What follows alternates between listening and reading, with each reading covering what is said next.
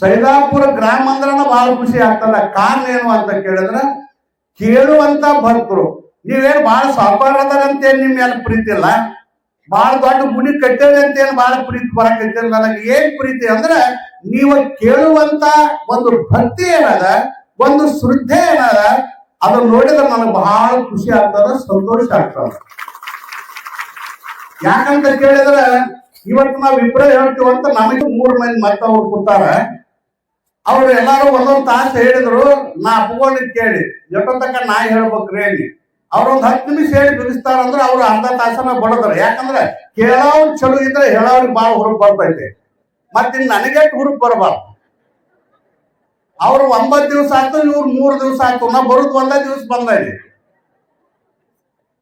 ಅವ್ರಿಗೆ 5-10 ನಿಮಿಷ ಕೊಟ್ರನ ಅರ್ಧ ತಾಸು ಬಡದ್ರು. ಇವ್ರನ್ಕ 1 ತಾಸು ಹೇಳೇ ಹೇಳ್ಬೇಕು. ನನಗನಕ ವಾದ ವರ್ಷದಿಂದ ನಿಮ್ಮ ಊರಿಗೆ ಯಾವಾಗ ಬಂದೀನು, ನಿಮ್ಮನ್ನ ಯಾವಾಗ ನೋಡಿನೋ, ಯಾವಾಗ ಪ್ರವಚನ ನನಗೆ ಖುಷಿ ಇತ್ತು. ಅದಕ್ಕೆ ನಾ ಏನ್ ಬಾಳ ತಕ್ಕ ಹೇಳುದಲ್ಲ, ಒಟ್ಟು 1-2 ತಾಸು. ಯಾಕಂದ್ರೆ ನನಗೆ ಹಿರಿಯಾಕ ಬಂದಾಗ 2 ದಿವಸ ಬರ್ಬೇಕಂತ ಹೇಳ್ಯಾರ. ಹೇಳಿದ್ರಿಲ್ಪ, ಹೇಳಕ್ ಬಂದಾಗ 2 ದಿವಸ ಬರ್ಬೇಕಂದ್ರ ನನಗೆ 2 ದಿವಸ ಬರುದಿಲ್ಲ, 2 ದಿವಸದ 1 ದಿವಸ ಹೇಳ್ತಾನಂತ ಬಂದಾಗ ಒಟ್ಟು 2 ತಾಸು ಹೇಳ್ತಾನ. ಅಲ್ಲಲ್ಲ, ನೀವ್ ಎದ್ದು ಹೋದ್ರೆ ಹೋದ್ರನ್ನ ಹೇಳವಣ,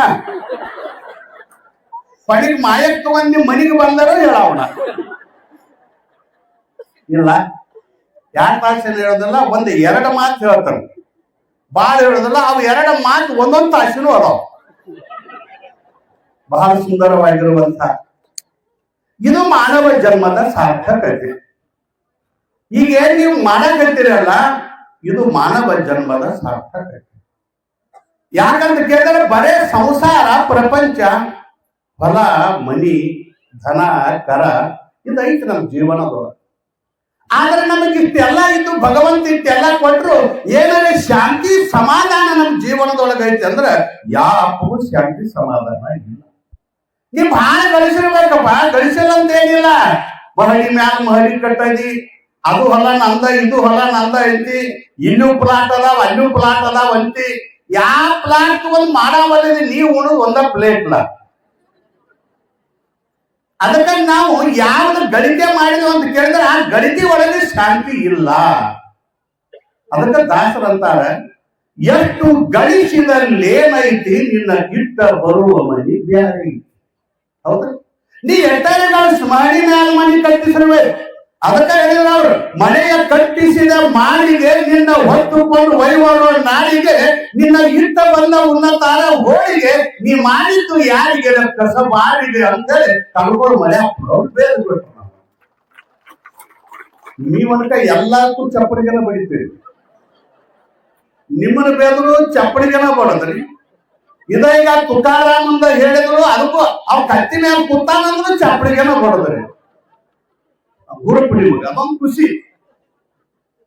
ಚಪ್ಪಡಿಗೆ ಬಡದ್ರೆ ಹೇಳಾಗ ಹುರುಪ್ ಬರ್ತೈತೆ ಅಂತ ನಾವು ಕಳ್ಕೊಳ್ಳೋ ಮಡಿವಾಳಪ್ಪ ಅಂತಾನ. ಮನೆಯ ಕಟ್ಟಿಸಿದ ಮಾಳಿಗೆ ನಿನ್ನ ಹೊತ್ತುಕೊಂಡು ಒಯ್ಯುವ ನಾಳಿಗೆ ಇಟ್ಟ ಬಂದ ಉನ್ನತಾರ ಹೋಳಿಗೆ ನೀ ಮಾಡಿದ್ದು ಯಾರಿಗೆಲ್ಲ ಕಸವ. ಅರ್ಥ ಅಂದ್ರೆ ಏನು ಅಂತ ಕೇಳಿದ್ರೆ ನಾವು ಗಳಿಸಿದ್ದು ಯಾವುದು ನಮಗೆ ಶಾಂತಿಯನ್ನು ಕೊಡೋದಿಲ್ಲ, ಯಾವುದು ನಮ್ಮ ಕೂಡ ಬರುವುದಿಲ್ಲ. ದೋನೋ ಹಾತ್ ಕಾಲಿದೆ. ಎಂತ ರಾಜ ಮಹಾರಾಜರು ಹೋಗೋತ್ನಾಗ ಏನಾರೇ ಹೋದ್ರೇನು ಅಂತ ಕೇಳಿದ್ರೆ ಯಾರೋ ಕೈ ಖಾಲಿ ಮಾಡ್ಕೊಂಡು ಸಿಕಂದರ ರಾಜ ಇಡೀ ಜಗತ್ತನ್ನ ಗೆದ್ದಿದ್ದ. ಸಿಕಂದರ ಮಹಾರಾಜ ಇಡೀ ಜಗತ್ತನ್ನ ಗೆದ್ದಿದ್ದ. ಗೆದ್ದ ಟೈಮ್ ಅದೊಳಗ ಅಕಸ್ಮಾತ್ ತಾಯಿಗೆ ಮಾತು ಕೊಟ್ಟು ಬಂದಿದಂತ, ಇಡೀ ಜಗತ್ತು ಗೆದ್ಕೊಂಡ್ ಬರ್ತಾನಂತ ಮಾತು ಕೊಟ್ಟಿದ್ದಂತ. ಆಶೀರ್ವಾದ ಮಾಡಿ ತಾಯಿ ಕಳಿಸ್ಯಾಳ. ಇಡೀ ಜಗತ್ತಿನ ಯುದ್ಧವನ್ನು ಮಾಡಿಕೊಂಡು ಗೆದ್ದ. ಬಾಳ ವೇಗದಿಂದ ಕುದುರೆ ಓಡಿಸುವ ಹೊತ್ನಾಗ ಒಬ್ಬ ಮಹಾತ್ಮ ಭೇಟಿಯಾಗಿ ಹೇಳಿದಂತ, ಬಾಳ ಕುದುರೆ ಓಡಿಸ್ಬೇಡಪ್ಪ ಅಂದಂತ.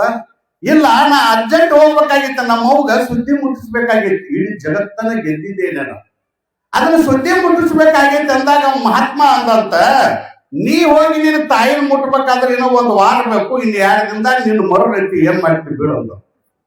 ಅವನ್ ಸಿಕ್ಕಂದರ ಅಂದಂತ, ನಾ ಯಾರ ತಿಳಿದಿ, ನಾವೊಂದು ಊರಿನ ಸಾಹುಕಾರ ಅಲ್ಲ, ಇಡೀ ಜಗತ್ತನ್ನ ಗೆದ್ದಿರುವಂತ ರಾಜ ಚಕ್ರವರ್ತಿ ಸಾರ್ವಭೌಮದಲ್ಲಿ ಅದೇನು ಸಾಯ್ತಾನ ಅಂತೇಳಿ ಕುದುರೆ ಇನ್ನಷ್ಟು ವೇಗದಿಂದ ಓಡಿಸದ.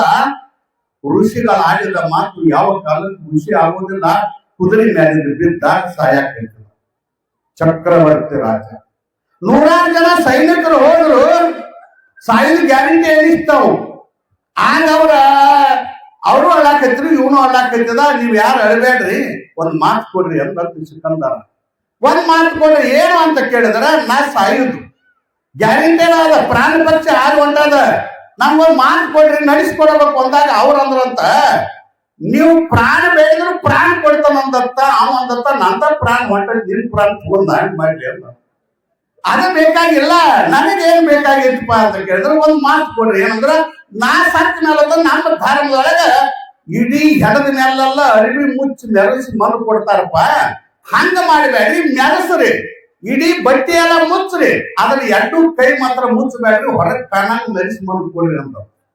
ಯಾಕ ಅಂತ ಕೇಳಿದ್ರಂತ, ಯಾಕಂದ್ರ ನಾವು ಊರಿನ ಸಾವುಕಾರ ಇಡೀ ಜಗತ್ತನೇ ಗೆದ್ದಾವ, ಚಕ್ರವರ್ತಿ ಸಾರ್ವಭೌಮ. ಆದ್ರೆ ಇಟ್ಟು ಎಲ್ಲ ಇದ್ರು ನಾವು ಹೋಗೋ ಹೊತ್ನಾಗ 2 ಕೈ ಖಾಲಿ ಮಾಡ್ಕೊಂಡು ಹೊಂಟ ನಡೆದು ಜಗತ್ತಿಗೆ ತಿಳಿರಿ, ಅದಕ್ಕ ಕೈ ಕಾಣಂಗ್ ಮೆರಿಸಿ ಮಣ್ಣು ಕೊಡ್ರಿ ಅಂತ. ಅಂತ ರಾಜ್ಯಾಂಗ ಹಿಂಗಾಗೈತೆ ಅಂದ್ರೆ ಇಂಥ ಕೋಟ ರಾಜ್ಯಗಳು ಎಷ್ಟು ಗಳಿಸಿದಲ್ಲಿ ಏನೈತಿ ನಿನ್ನ ಇಟ್ಟ ಬರು. ಅದಕ್ಕಾಗಿ ಪುಣ್ಯಾತ್ಮರೇ ಮಾಡುವ ಕೆಲಸ ಹೇಗಿರಬೇಕು ಅಂತ ಕೇಳಿದ್ರೆ, ಯಾವುದು ಶಿವಲಿಂಗೇಶ್ವರ ಹೆಸರಲ್ಲ ಏನ್ ಇವತ್ತು ದಾನ ಮಾಡ್ತೀರಿ, ಇವತ್ತು ಧರ್ಮ ಮಾಡ್ತೀರಿ, ಮಹಾತ್ಮರ ವಚನವನ್ನು ಕೇಳ್ತಿರಲ್ಲ, ಇದು ಮಾನುಷ್ಯ ಜನ್ಮದ ಸಾರ್ಥಕತೆ. ಬಹಳ ಗಳಿಸೋದಲ್ಲ. ಬಸವಣ್ಣ ಒಂದು ಮಾತನ್ನ ಹೇಳಿದ, ಈ ಮನುಷ್ಯರಾಗಿ ನಾವು ಯಾಕೆ ಹುಟ್ಟಿ ಬಂದದ್ದು ಅಂದ್ರ ಹೆಣ್ಣನ್ನ ಹೊನ್ನನ್ನ ಮಣ್ಣನ್ನ ಒಡಸಕ್ಕಾಗಿ ಬಂದಿಲ್ಲ. ಇದು ಹೆಣ್ಣಿಗಾಗಿ ಸತ್ತವರು ಕೋಟಿ ಉಂಟು, ಹೊನ್ನಿಗಾಗಿ ಸತ್ತವರು ಕೋಟಿ ಉಂಟು, ಮಣ್ಣಿಗಾಗಿ ಸತ್ತವರು ಕೋಟಿ ಉಂಟು. ಇದಕ್ಕಾಗಿ ಬಂದಿಲ್ಲ. ಏನಾರ ಬಡಿದಾಟ ಜಗಳ ಇದ್ರೆ ಇದಕ್ಕಾದವಲ್ರಿ. ಎದಕ್ಕೆ ಜಗಳ ಆಡಿರಪ್ಪ? ಹೆಣ್ಣಿನ ಸಲುವಾಗಿ ಜಗಳ ಆಡಿದ್ರು. ಎದಕ್ಕೆ ಜಗಳ ಆಡಿರಪ್ಪ? ಹೊನ್ನಿನ ಸಲುವಾಗಿ ಜಗಳ ಆಡಿದ್ರು. ಎದಕ್ಕೆ ಸಲುವಾಗಿ ಅಂದ್ರೆ ಭೂಮಿ ಸಲುವಾಗಿ, ಮಣ್ಣಿನ ಸಲುವಾಗಿ ಜಗಳ ಆಡಿದ್ರು. ಇದರಿಂದ ಏನ್ ಶಾಂತಿ ಅದ? ಇದರಿಂದ ಏನ್ ಶಾಂತಿ ಅದ? ಇದನ್ನ ಒಣಸಾಕ ಬಂದಿಲ್ಲ. ಏನ್ ಮಾಡಾಕ ಬಂದದ ಮಾನವ ಜನ್ಮ ಅಂತ ಕೇಳಿದ್ರೆ, ಈಗೇನು ಸೈದಾಪುರದ ಸದ್ಭಕ್ತರು ಪರಮಾತ್ಮನ ಸೇವಾ ಮಾಡಬೇಕಂತೇಳಿ ಶಿವಲಿಂಗೇಶ್ವರನ ಮಂಗಳಮಯವಾಗಿರುವಂತ ಅಂಗಳಗಳ ಕುಂತ ಪೂಜ್ಯರ ಮಾತು ಕೇಳ್ತಿರ್ಲ. ಇದನ್ನ ಮಾಡಾಕ ಮಾನವ ಜನ್ಮ ಬಂದದ, ಮಾನವ ಜನ್ಮ ಬಂದದ, ಇದಕ್ಕೆ ಬಂದದ. ಕಾಳಿದಾಸ